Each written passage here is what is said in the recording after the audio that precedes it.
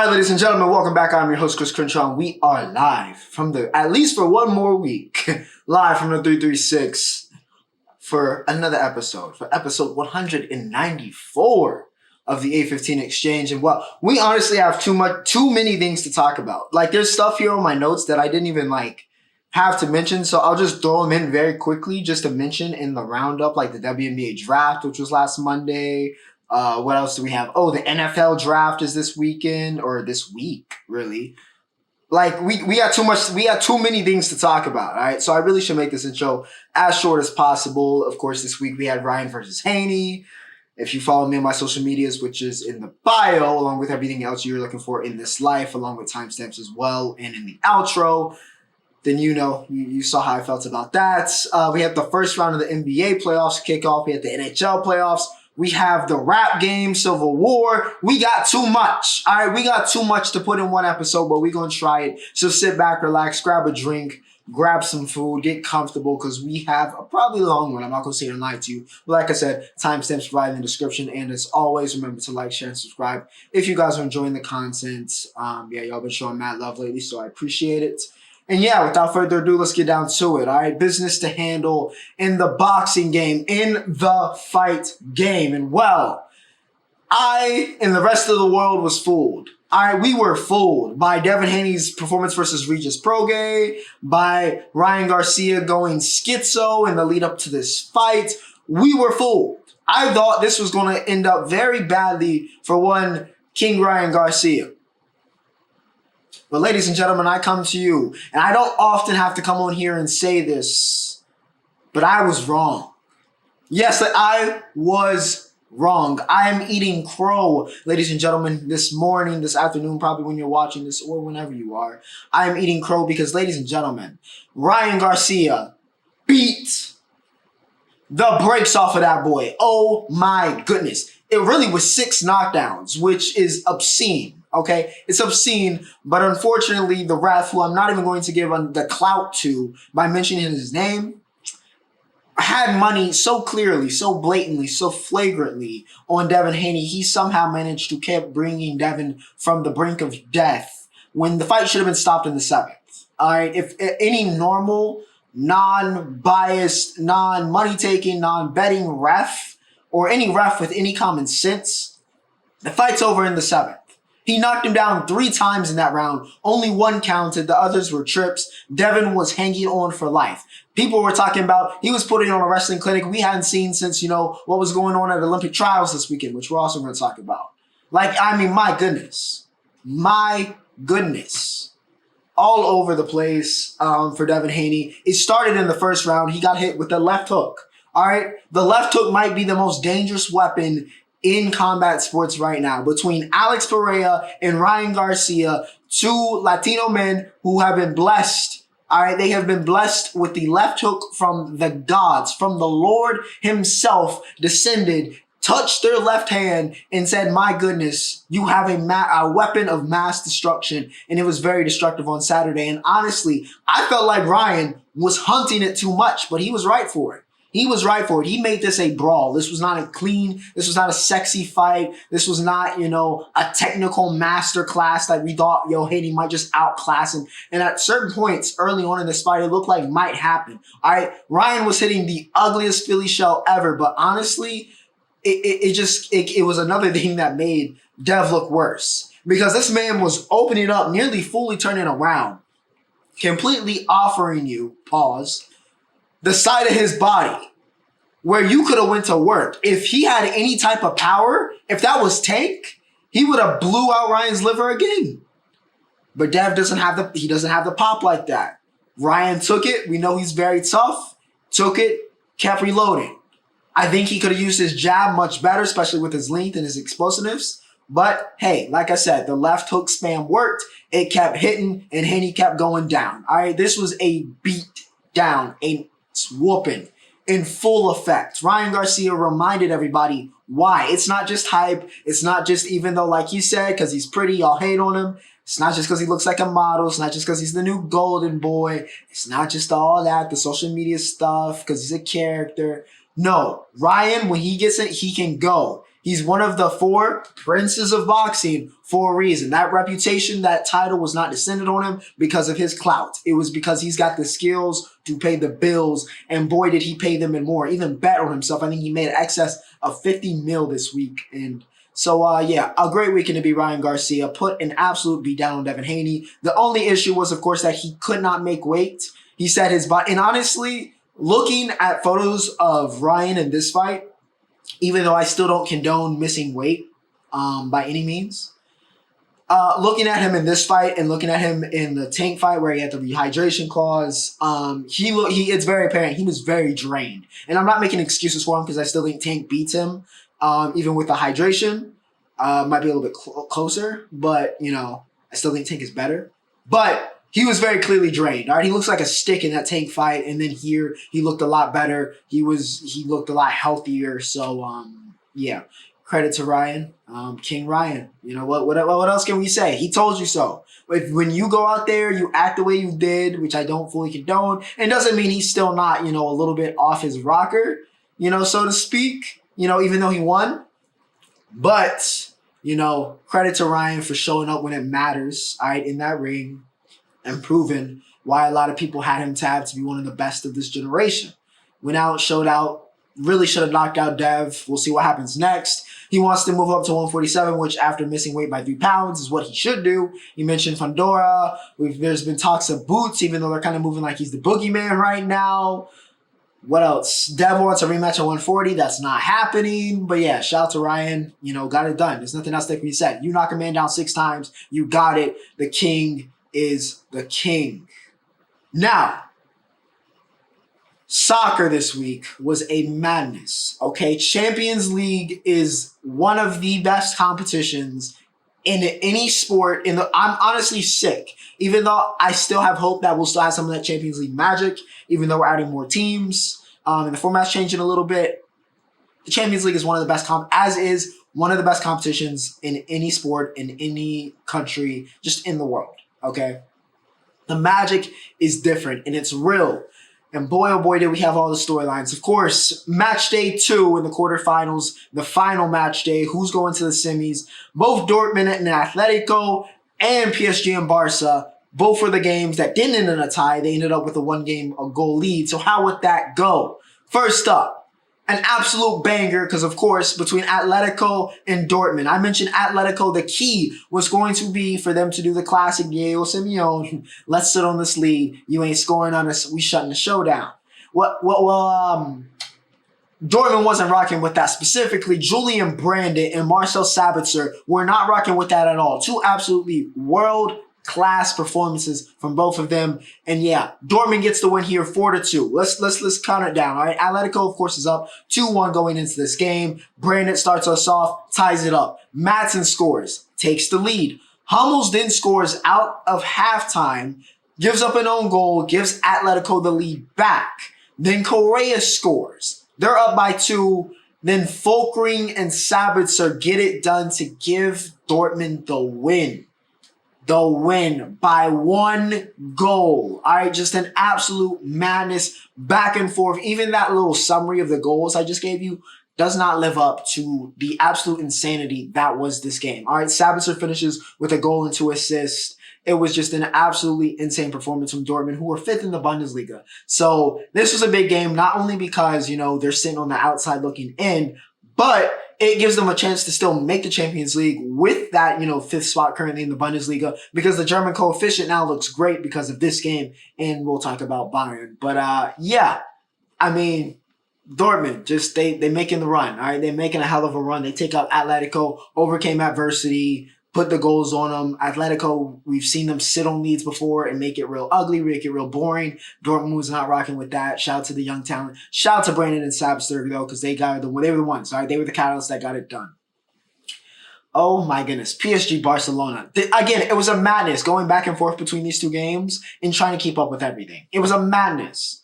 But boy, oh boy, Barcelona just completely, it started off so well. It looked like a replay of the first leg. Rafinha scores early. Barcelona's up now 3-1. And it's looking like, this is done. This is finished. It's K's. But then Araujo with one of the worst, most boneheaded red cards I can recall. Just completely unnecessary. You have to trust. If you're beating that situation and it might be a one-on-one, you have to trust that, hey, I have a world-class keeper in Ter Stegen back there. He's got to make the play. If not, we're down. We're 3-2. We're still okay. We still have, we're not a man down. But no, he makes the grab, blatant red card. He's sent off, and that changes the game from that point because Barcelona, from that moment, just completely devolved. All right, completely crumbled and fell apart. I mean, red cards to the bench. Xavi gets sent off, and it just completely fell apart. Dembele scores again. Fails to score all year, but when he plays his old team, suddenly he's got 2 goals in 2 games. Listen. And they weren't very happy with him for celebrating in Paris last week. But anyways, Dembele gets on the board. Vitinha continues to be great. All right, what a jump he has taken. Very much so looking like, that world-class midfielder. A lot of people had him tabbed to become in the future. He is definitely developing into that. So credit where credit's due to Vitinha. He also got on the board to tie the game. All right. Make it 3-3 on aggregate. And then who else, ladies and gentlemen? Who else? PSG draws a pen. And of course, who else? He missed that one against Poland, and he didn't have a great game. He didn't. But sometimes with these legendary, these great, these elite players, especially these attackers, they, even in those bad games, they still find a way to make an impact, and that's simply what happened here with Mbappe. He gets the penalty, and like I said, he missed that one against Poland in the Euros and said absolutely positively never happening again. Absolutely thundercunts it into the top corner. That takes the lead, and then late, they go on the counter. Mbappe missed the first. Ter Stegen does everything he can on this break. Unfortunately, Barcelona's defense was garbage all game. They botch the clearance. It falls to the left foot of Mbappe. And if it falls to the left foot of Mbappe in the penalty box, forget about it. Mbappe gets the brace. He celebrates, and he is now leading in every single competition, by the way, at PSG, who are on a treble right now. Very secretly, because nobody believes in PSG, of course. But he is currently the leading goal scorer in every competition PSG is in. In the league, in the Copa, and in Champions League, he's the leading scorer definitively in every single one. So yeah, Mbappe, Ballon d'Or, possibly in pay. Of course, the future storylines potentially in play. But they will get Dortmund, and it's going to be very interesting. Not going to be a walkover. We will see what happens. But yeah, Mbappe, PSG, Barcelona just falls apart. Bayern Munich and Arsenal was not the absolute banger, classic, chaotic piece of matter that the previous 2 games were the day before. But boy, oh boy, Arsenal. It feels like the stars are almost, I can't even say the stars align for Man City. We'll talk about that. But Arsenal. We saw Liverpool collapse last week. This week it was Arsenal, at least here in the Champions League, because they did not show up. They did not show up to the Allianz Arena. They didn't show up. They weren't there. It was literally just Bayern and then some team jogging around in a green kit. That was it. All right. Kimmich scores because absolutely nobody decided to mark Joshua Kimmich, streaking literally down the middle of the field towards the box. For reasons I do not know, they weren't marking him. Kimmich gets the goal. That's the go-ahead. Bayern gets the win 1-0, and they advance. That's it. That's all we got to talk about. This was the letdown game. Simply because Saka ghosted, Arsenal just as a team ghosted. It was shameful, and Bayern advances. That's all we got to say. Boy, oh boy. All right, one of the matches of the year, I guess, or one of the ties of the year, along with the other 2 quarterfinals besides that weren't Bayern and Arsenal. Between the 2 best teams, probably on paper, on the planets, the 2 teams that have won the Champions League last, Real Madrid and Man City. This was also the final, if I was correct. Was it last year or the year before? I think it was the year before, but or maybe it was last year. Nah. Was it? No. I can't remember now. It was the final one of these past 2 years. Y'all can correct me. But Madrid and Man City goes down to penalties after it gets tied 1-1. We go through extra time. Nobody can score. We go to penalties, and Bernard again. Not the prettiest penalty shootout we have ever seen. In fact, Bernardo Silva had probably one of the worst penalty takes probably ever, especially on such a big stage in such an important game. Probably one of the worst ever. Lunin did not move, and I want to give credit to Lunin because he should be the starter. Like, going forward, rock with him. He was the one you're developing to take over for the future. He's the guy. He proved it in this game against Man City. He absolutely proved that he was ready. All right, he was ready. I know you got Courtois, one of the best in the world, injured, waiting for him to come back, but still, listen, run with Lunin, let him develop, let him take these moments because he showed up when it matters here in the penalty. Saved Kovas, and that really just kind of changed the momentum from Madrid and put the game kind of in their hands. Very interesting. Don Carlo chose some very interesting PK takers. I'm not going to lie. Nacho. Lucas Vasquez is just cold-blooded. All right, the man was juggling, then hit casually. No sweat in the world. Like it was just, a normal penalty with your friends, playing, drop-ins in the park. Like it was nothing for him. Absolutely nothing. Super casual. And then Anton Rudiger, who was immense. I mean, immense in this game. Had a great tackle to save the game for Real Madrid. Did a great job on Haaland, who got subbed off in this game. Haaland did absolutely nothing. Sublime performance for him. And then to cap it off, he gets the penalty. I mean, everybody, I think, was a little bit worried that he was going to sky with all the energy that Rudiger has. But no, puts it in the back of the net. Real Madrid advances. They will take on Bayern in what should be a fantastic semifinal. And Man City will face the pain, all right? They have to face the pain. Real Madrid gets it done. Congratulations to the boys. Hala Madrid. But that wasn't it. That wasn't it for Madrid, all right, this week. Of course, we had El Clasico yesterday. And it came down to 3-2. All right, Vinny got back in form. He got a goal in this game. Lucas Vasquez continues to be cold-blooded. Andreas Christensen, by the way, keeps scoring for Barcelona. It's kind of funny, but Christensen gets another goal. Anyways, it's 2-2. We are in stoppage time, and you know what time it is. It is Jude Bellingham time because, of course, Jude gets a rebound. He splashes that thing into the back of the net. The Bernabeu goes absolutely ape. And yeah, Jude just does it again. All right. How many times? How many times is he going to do this in stoppage time? With the game on the line, Jude Bellingham scores the game winner for Real Madrid. How many times have we said that this season? Jude does it again, and Real Madrid wins a very, very big El Clasico. Xabi Alonso, of course, is a former Real Madrid player, and apparently he has taken the voodoo to Leverkusen because they saved their unbeaten streak. Is that what we're calling it at this point? Their unbeaten season. Twice in 1 week. On the weekend, yesterday, it took an improbable, I don't even know how it went in, literally the last minute of extra time versus Dortmund, a 97th minute header in a horde. I don't even know if it really hit him. All right, 97th minute winner, and then in the week in the Europa League, going down to the wire with West Ham, they already advanced. Leverkusen was good on aggregate. Trying to close it out, but still we're down 1-0. Frimpong scores in the 89th.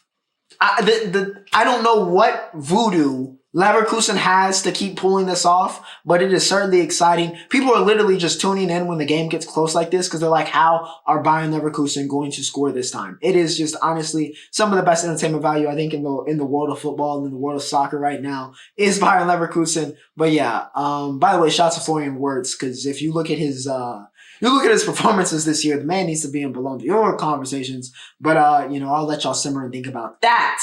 But yeah, Leverkusen, Real Madrid, still clutch. Mbappe pulls it off somehow, some way. And what a quarterfinals in the Champions League. All right, ladies and gentlemen, of course, that brings us to entertainment. And well, spoilers. Skip, please. I urge you, skip. A massive Shogun spoiler is incoming. Skip.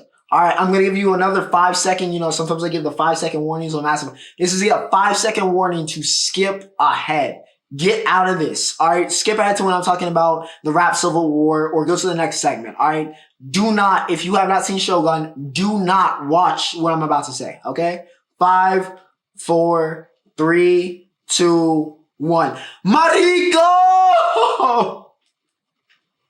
No! Bro, I was ready. Listen, at the end of episode 9, bro, and they teased us the whole time. I mean, all of the death flags. It was brilliant, by the way. And if this is the episode they're submitting to what the Emmys or whatever, completely understand because it was phenomenal. All right, absolutely phenomenal. Anna Sawai was a phenom. And what a beautiful woman. But she is a phenom. But Oh my goodness. I mean, the whole time in Osaka. From her literally going out in the thing like a G, standing on business to prove the point, right? If we are being trapped here, playing to our niggas' plan, right? If we're being trapped here, then I'm going to die, right? I'm going to die. Her playing with fire there, trying to march out of the castle. Then her almost, and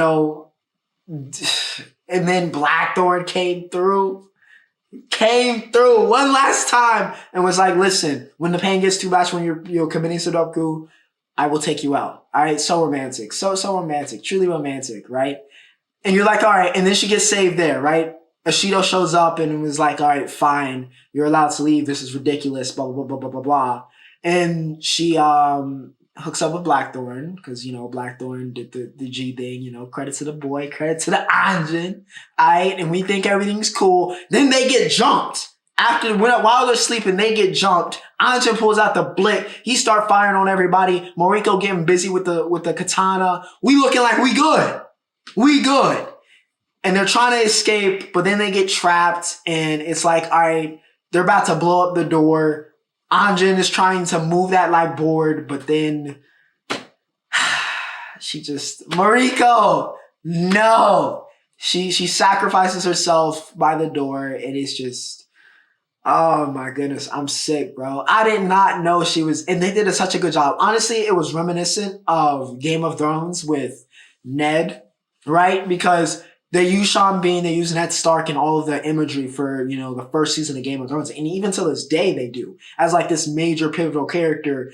And normally we've been conditioned in shows that the main character is not going to die. Even when they're faced with like crazy adversity, maybe they get injured, but they'll be okay. Or some type of plot armor, right? We've become accustomed to that. But similar to what we did in Game of Thrones, Mariko, she's in all of Anna Sawai, in all of the promotional stuff, all of it, right? Face of the show. But then she dies. Similarly, and I think it might have been episode 9 of Game of Thrones. Maybe earlier though.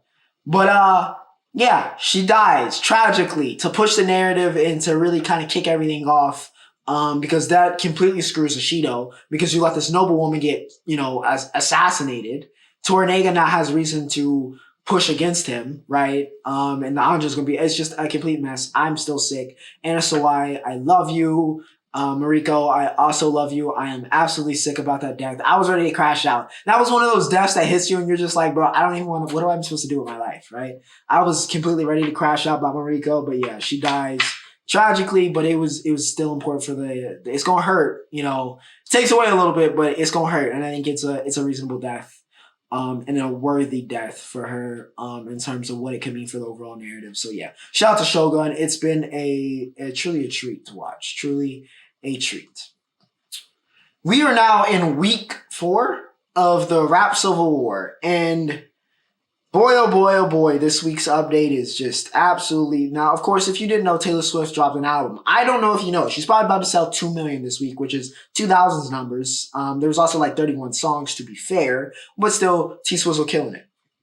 And Drake, big T Swift fan, gave his shout out to her on the very controversial tailor-made freestyle in which he used an AI version of Snoop Dogg and Tupac to give a motivational speech to Kendrick Lamar on what he should do and please do diss Drake. And then he added his own verse at the end, which was scalding as well.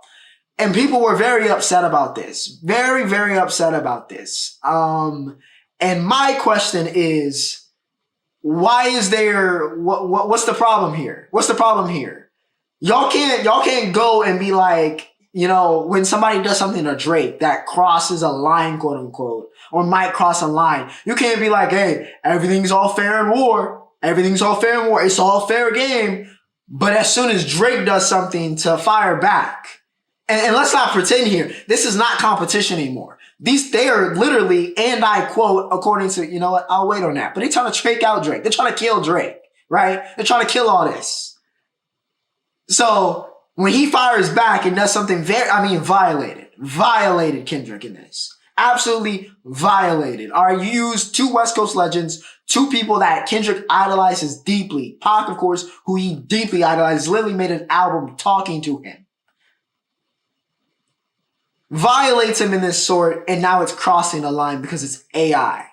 After, by the way, which was genius, by the way, with all the talk about, the different AI tracks and the fake AI leaks, here's a way to use AI to, play with and once again jest and once again try to egg and provoke Kendrick. Which, by the way, in itself, I have to know and I have to say, what does Drake have on Kendrick? I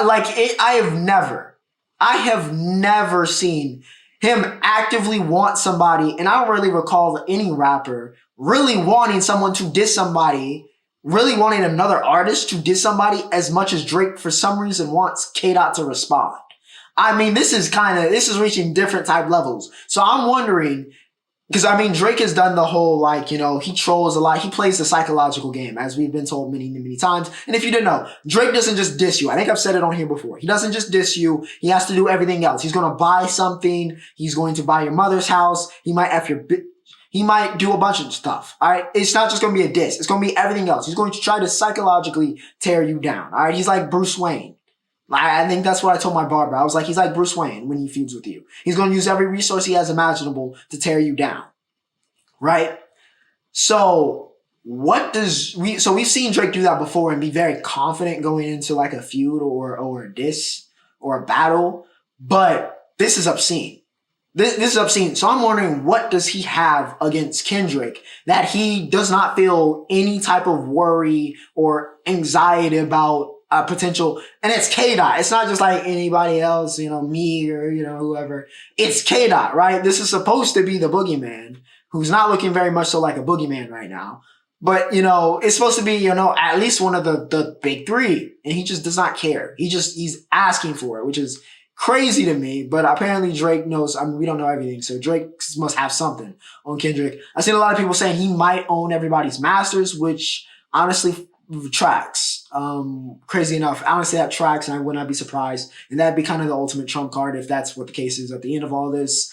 Of course, after Taylor made freestyle and the world was descended into chaos once again, Kanye is the most blatant narcissist in the history of the world. That is an exaggeration, of course. But certainly in the history of the rap game, probably. Kanye decides to enter the fray because, of course, he hops on the Like That remix. It was an okay verse. He called out J. Cole, Jermaine, get your ass in the booth. And of course, he said he doesn't even know a Drake line, which is crazy considering he literally, quote unquote, on a different podcast, which was broadcast to millions and millions of people, said that his entire writing process would be so much easier if he just had Drake write for him. But I digress. And then he also said in a similar, in the same interview with Justin LeBoy, said that Future called him and that everybody's excited about the elimination, and I quote, the elimination of Drake.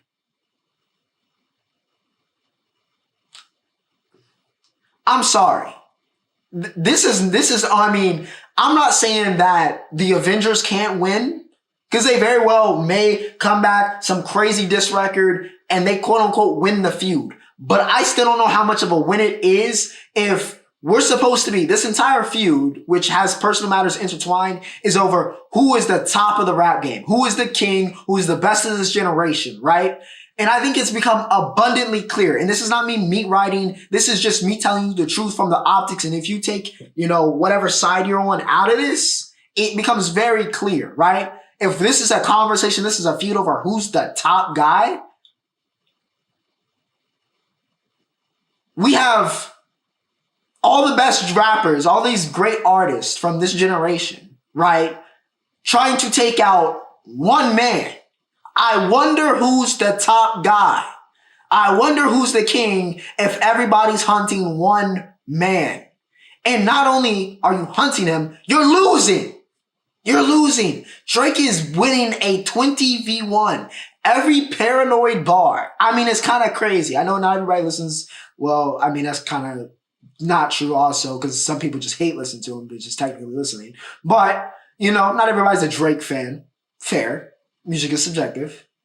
But if you want to go back and look at every kind of paranoid or mafioso bar that Drake, especially over the past 5 years, that Drake has spit, every single one of them. I could make a completely different video for it.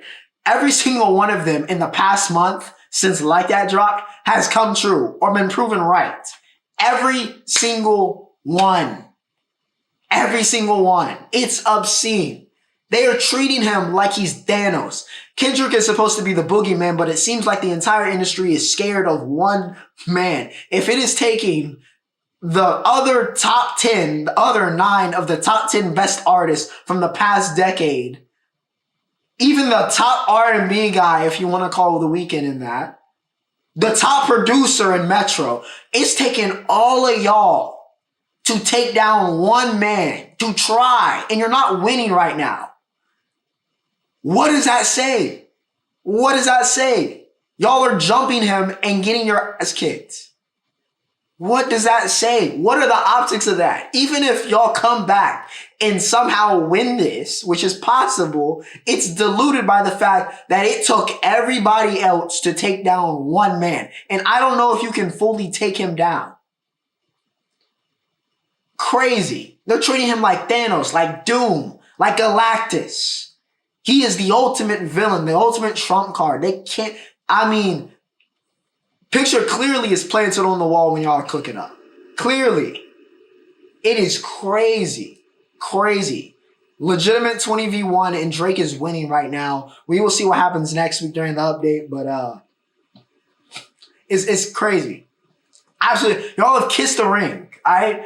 If it takes Kanye, Kendrick, Future, Metro, Abel, Nav, Rick Ross, all these, fuck it, Pusha comes back. If it takes all of y'all to beat one man, who was the king? Who was the king? That was a revolution, not a battle, not a fight. It takes all y'all to beat him? Come on now. Come on now. That wasn't the only rap beef this week. Chris Brown, I don't even know how to sugarcoat it. He violated Quavo. Straight up violated Quavo. This was one of the most scalding. That line about when Takeoff died, it was a shame because everybody wished it was you, is crazy. That is crazy. Not surprising because I don't know if y'all know, even though, again, I also love to play on at the very end, you're getting bodied by singing once again, but Breezy can rap. I don't know if y'all didn't know, but Chris Brown very much so can rap. He's very, very talented. All right. His talent has never been in question. His character, sure. His antics, sure. Chris Brown is a fantastic artist. He's an incredible artist. Maybe even a generational artist. All right. Just in terms of artistry and his talents. Okay. I've seen him referred to as a super nigga, and that makes sense. Okay. Completely makes sense. So he absolutely destroys Quavo with Weakest Link. Crazy line about Takeoff. I don't know how Quavo comes back from this. I'm not gonna lie, I don't know how you come back and respond to this besides violence. And I don't want to condone violence, but in this case, it's like, you either gotta take the L or we might have to have fisticuffs because it's grim. Alright, that was a crazy diss track from Breezy, but yeah, he answered the bell and some on that one. AJ Tracey returned. We're going overseas, leaving the Americans to fight amongst themselves. AJ Tracey returned with Joga Bonito. It was fire. Not quite Wifey Rhythm 4, which is one of my favorite songs. Was one of my favorite songs last year, and it's still in the playlist till this day. But still very good. I hope AJ has a project coming up because he has been on fire with these singles and these little loosies. Stormzy and Headie. Alright, if y'all want to pull a Dave and Cinch like Storms shouted out in this track, I would be with it. I would be with it because they bodied Cry No More. It was great to hear Stormzy back in full effect. So, yeah, him and Headie bodied that. Definitely a cosign for both of them. But yeah, hip hop still in chaos. Marico! The NBA, ladies and gentlemen, the NBA. All right, we have reached the NBA playoffs. All right, the play-in has concluded. The Hawks were frauds. The Warriors were fraud. The dynasty is dead. All right, Clay went out horrific. Went out bad. Went out super sad. Ghosted. Just a 0. Washed. Ni hao. All right, so with all them out, it's time for the actual first round. No more play-in. All right, so let's get to it. Started off, Cavs and the Magic, and The Magic looked about as good in this game as Jalen Suggs' hairline looks at this point. So not great. Spider maybe feeling a type of way about not making Team USA. He drops a 30 ball. Cavs get it done 97-83. Jared Allen was big time in this game as well. He had 16 and 18. The Magic just had terrible efficiency. Great defense. All right, credit where credit's due. The Cavs locked up, played a great job against the Magic. This young Magic team really making, trying to get back and make something shake here in the playoffs. Cavs look like a team that's been here before and looked more composed. And again, Spida is a star. He showed it in this game. Cavs win game 1. Minnesota. All right, Minnesota and Phoenix. Ant-Man arrives. And boy, did Anthony Edwards arrive here in the playoffs and make a statement. Went at KD, all right? This game was literally the KD versus Ant duel, all right? And Ant won. He won. 33-9-6 for Anthony Edwards, firmly supplanting himself as a superstar, in my opinion, in this game. And certainly one of those, is one of the definitive young players of this generation. So yeah, Ant showed up big time. Of course, he's got to make sure it continues. But Minnesota made a statement. All right, nobody believes in Phoenix for a reason. This was why. All right, Minnesota just was straight up better. Edwards was better. Now, listen, KD had 31. No disrespect to one of the greatest to ever do it, one of the greatest scorers to ever do it, as we constantly say. KD still had 31. He showed up, but Ant was cooking, all right? Simply put, Ant was cooking. Rudy had 14 and 16. Null had 18 off the bench, which was big time and a huge reason why the Wolves were able to kind of separate from the Suns in this game. Book went 5 for 18. That is not conducive to winning, and certainly not against the Timberwolves. We will see what happens. But Ant-Man and Minnesota make a statement. The Knicks have Stephen A. Smith on cloud 9 as they took out Philly without Embiid. Sixers are just, it's just, I don't think it's happening. I'm not gonna lie to you. I'm not even gonna sugarcoat it. I can't even pretend anymore. It's just not ever gonna happen. It's never gonna happen. I'm sorry, Embiid. I'm sorry, Philly fans. It's just never going to work out. I just don't see it. Unless something drastically changes, it's just never gonna work out. And I say that after game 1 in this game. Josh Hart is definitely drinking off of the left the Lakers and got better, and maybe it's Thibs. I don't know what it is, but Hart is playing like he was at Villanova. 22 and 13 for him. He was the catalyst in this game, even more so than Brunson, who still had 22, 7, and 7, but it wasn't his most efficient night by any means. Hart was the guy in this game for the Knicks, and they get it done, like I said. McBride also had 21. Maxey had 33. Embiid actually did play in this game. He had 29 and 8, but like I said, that's just in the return game for him. He goes off, Maxey goes off, and it's still not enough. I don't believe in Philly. I just don't. Though I wouldn't drink the Knicks Kool-Aid like a lot of people are currently.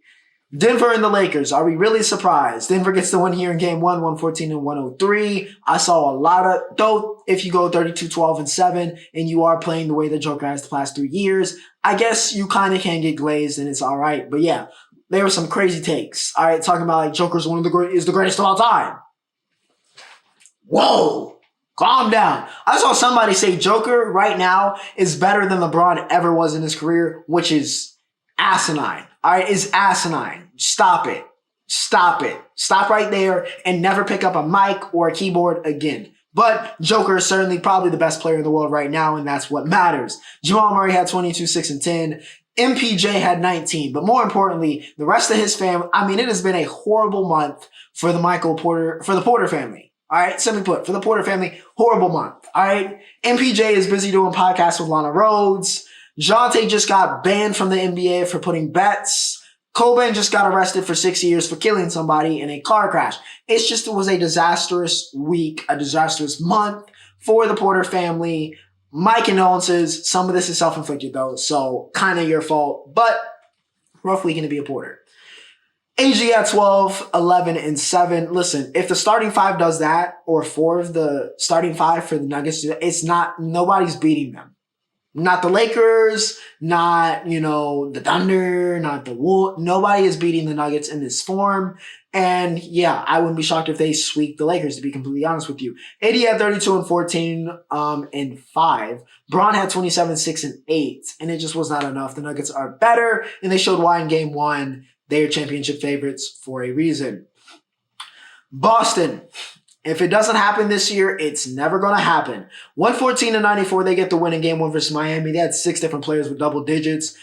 Tatum had a 23-point triple-double. Business as usual. All right, the Heat culture thing is dead, okay? This little run the Heat have been on for the past, 2 to 3 years is dead. All right, wrap it up. No, it's done. It's over, okay? I'm sorry. The run, the little Cinderellas, is done. It's not happening again, all right? It's not happening again. Y'all don't got it like that no more. You don't. Jimmy Buckets, playoff Jimmy, is not one of the most... I'm taking him off the most dangerous man board. He's not one of them. He's not one of them anymore. Not in this current climate, all right? Does not mean the Celtics, are destined to win the East, but like I said, if it does not happen this year, then it will never happen. They start off well, though, with Game 1 win. Mavericks, boy, oh boy, oh boy. No Kawhi, and they still put it on you. At home, I think, as well, right? Or no, it was a Staples. It was a Staples. Clippers get the win, however, though, 109-97. And it wasn't this close. 109-97 is kind of generous to Dallas in what they did to come back in the second half. But this was a blowout. All right, this was a murking. This was a beatdown. This was a statement. No Kawhi, didn't matter. Zubac had 20 and 15. Harden had 28 and 8 and looked like he was back in Houston. PG had 22. Luka had 33, 13, and 6, which if you say that, you're like, okay, Luka did Luka things, but it wasn't a great game from Luka, honestly, especially in that second half. KI had 31, wasn't a great game for Kyrie.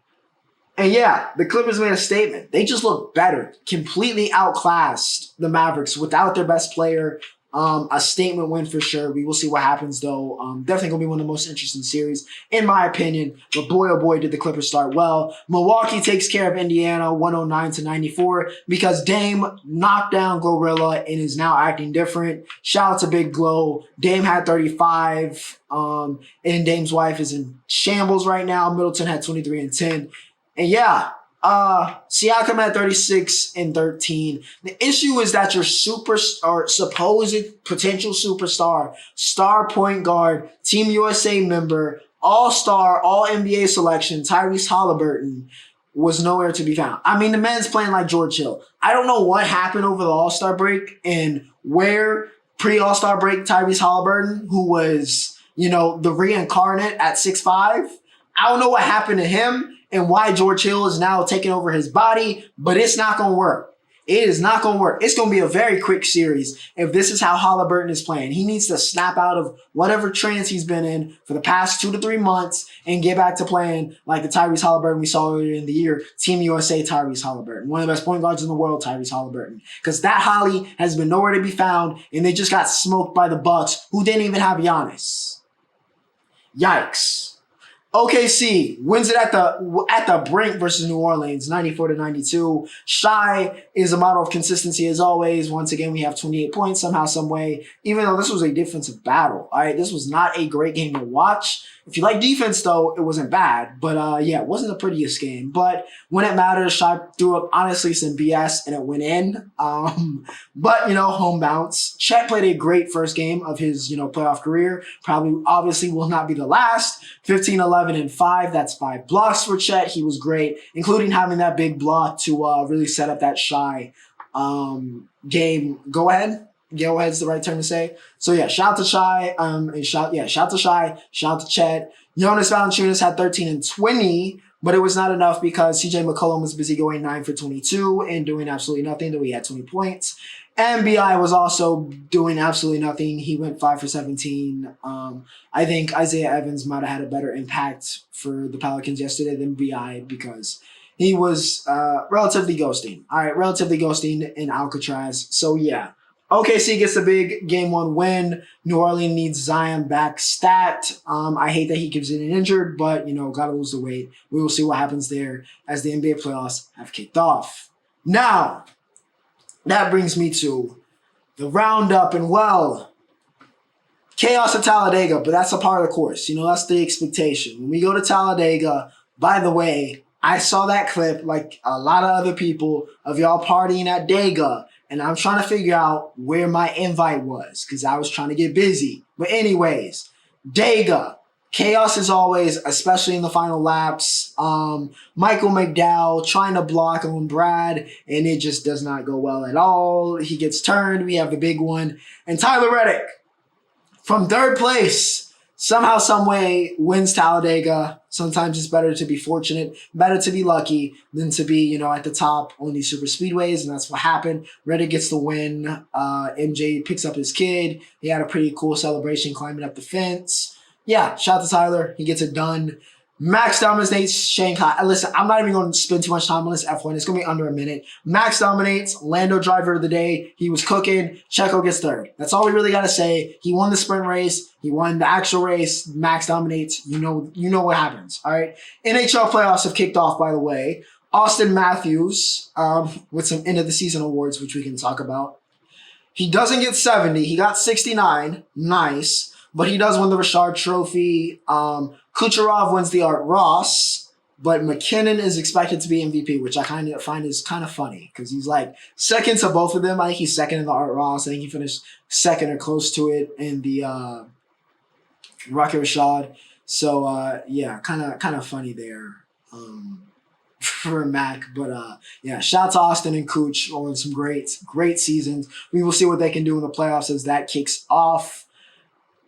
U.S. Olympic trials for wrestling. I honestly should have put this in the combat sports segment, but I did not. But here we are. All right. Spencer gets it at 57 kgs. He ascended. All right. He absolutely ascended throughout this tournament and looked like the Spencer Lee. It looked like healthy Spencer, which is always a dangerous Spencer. He, of course, has to win the or get top 3 in the wrestle off, him and Zayn, to make the team officially, but he does make it at 57.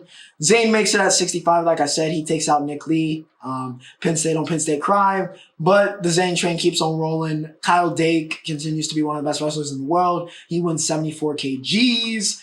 Aaron Brooks, he looks like he's the next one, even though I don't know if he beats Zahid. I'm not going to lie to you. I don't know if he actually beats Zahid, but Brooks ran the gauntlet. He took out DT, reigning gold medalist, took him out. He makes the team at 86. We will see what happens. But yeah, what a run for Aaron Brooks right now. He's hot. Kyle Snyder makes it yet again, part of the course, 97 kgs. Snyder man doing Snyder man things. And Mason Paris is the new king at heavyweight in the U.S. He makes it at 125. Best of luck to Mason.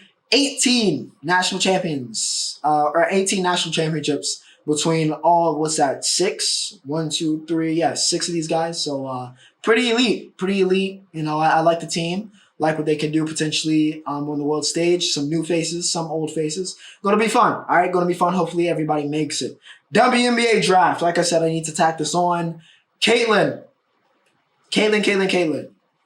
What a surprise. She's going to Indiana, if you didn't know. If you didn't know that, honestly, I don't know what to tell you. Maybe you weren't following the sport.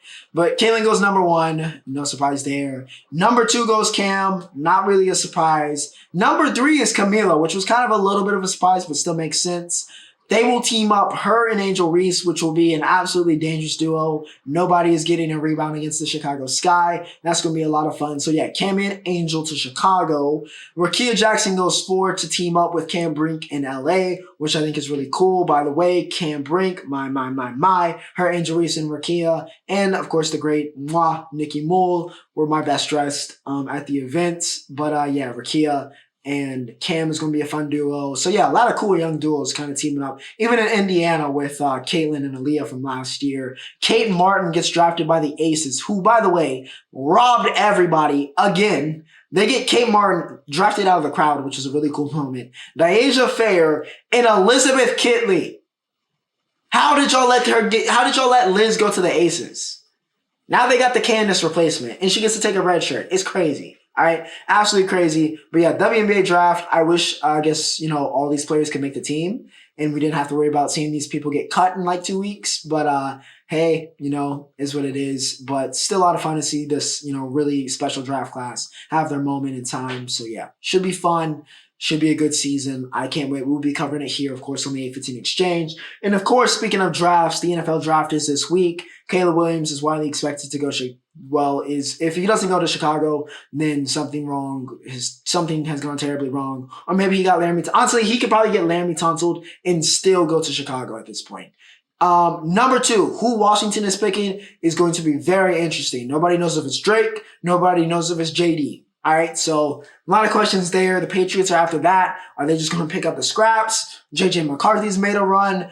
Where the quarterbacks fall is going to be very interesting. I think there's a lot of uncertainty, honestly, in this draft. I don't think the mock drafts have been really too certain as they've been maybe in past years. I think there's a lot of different directions a lot of these teams can go. There's a lot of talent in this draft. So yeah, going to be interesting. Where does Marv end up? All these great receivers. Where does, Cooper DeJean and some of these DBs and some of these, linebackers, and with some of the defensive needs that we have in the modern NFL, where do they go? It's going to be interesting, It's going to be interesting. It should be an interesting NFL draft, and we'll see what happens, though. And, of course, we will cover that next week for episode 185. But for now, Ocho signing off.